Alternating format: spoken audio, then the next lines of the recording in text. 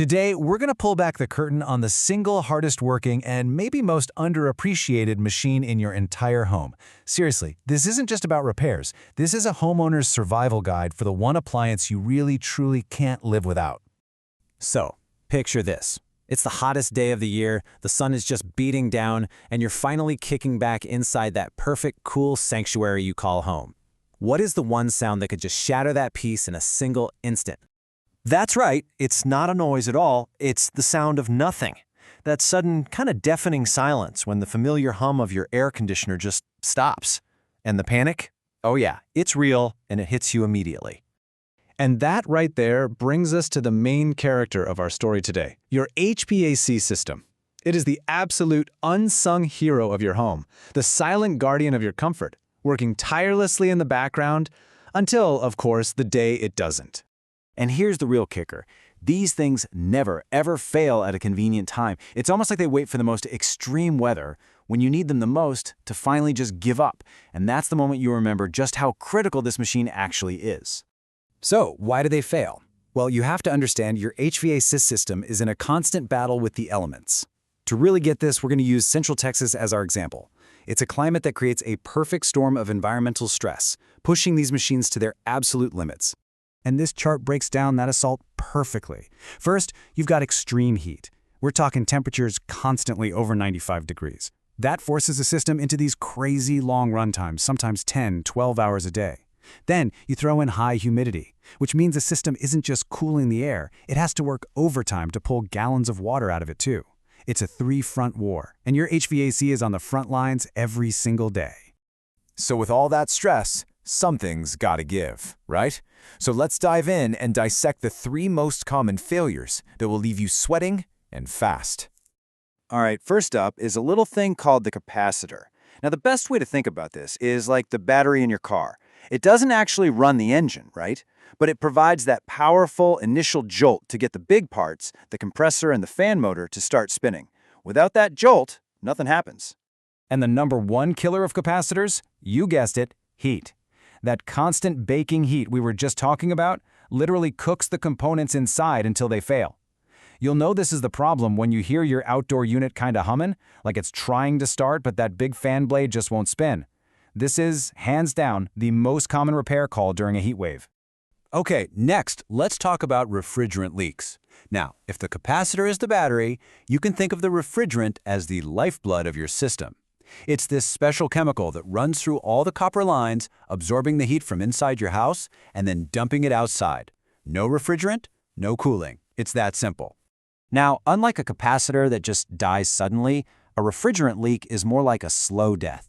It can happen from years of simple vibrations or even the ground shifting under your house and putting stress on the copper lines. The biggest symptom is that your AC is running and running and running, but the air coming out of the vents just isn't that cold. And if you ignore it, you can end up with a giant block of ice on your indoor coil, which turns a small problem into a much, much bigger one. And our third major culprit, dirty condenser coils. You know those little metal fins on your big outdoor unit? Think of those as the radiator for your entire house. Their one critical job is to release all that heat that's been pulled from your home out into the air. But what happens when those fins get clogged with a blanket of dust, grass clippings, and cottonwood seeds? Well, it's like forcing your system to wear a thick winter coat while it's trying to run a marathon in July. It just can't breathe. It can't exhale the heat. This forces the whole system to work dangerously hard, which sends your energy bills through the roof and puts it on a fast track to a total catastrophic failure. Okay, so that was all the bad news. But the good news, the really good news, is that most of these huge, expensive failures are completely preventable. This isn't about waiting for disaster to strike. It's about shifting to smart maintenance that makes you a smarter homeowner. You see, a professional tune-up is like a comprehensive health check for your system. It is not just a quick look over. A good technician is going to clean those critical condenser coils, make sure your drain lines are clear so you don't end up with water damage, test electrical parts like capacitors for wear and tear, and check your refrigerant levels to catch small leaks early. This is how you turn a future $1,000 emergency into a minor, inexpensive fix today. But you know, let's say the worst happens and you do have to make that dreaded call. It can be a pretty stressful experience, so knowing what you should expect from a professional service visit can make all the difference. Here's what the process from a really reputable company should look like. First, when you call, you just describe what's going on, and they should give you a realistic arrival window. Second, and listen, this is key, the technician needs to perform a systematic diagnosis, not just guesswork, and they should give you a clear, upfront price before they start any work. And finally, after the repair is done, they have to test the system through a full cooling cycle to prove that the fix actually worked.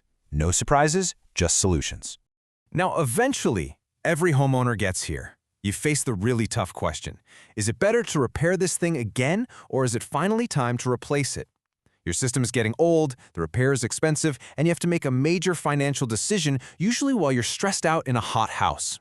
So the crucial question is, when do you stop sinking money into an aging system?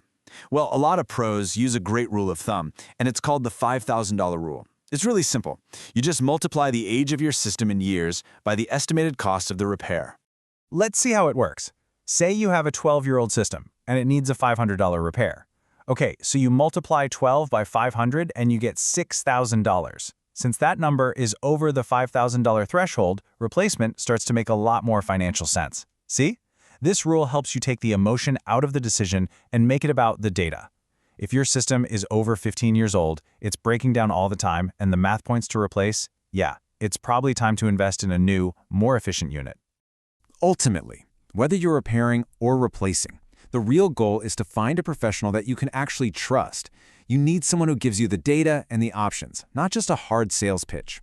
You're looking for a partner for the long haul, because in this industry, trust is absolutely everything. So let's bring this all together. Your HVAC system, it isn't just a box sitting outside your house. It's really the mechanical heart of your home, silently managing your comfort, your air quality, and even your safety, day in and day out. It's a pretty amazing piece of technology when you really stop and think about it. And now you know its enemies: heat, dirt, and time. You know the warning signs to look for. So the question really isn't if it needs attention anymore, but how you'll choose to give it. How are you going to take care of the hardest working machine in your home?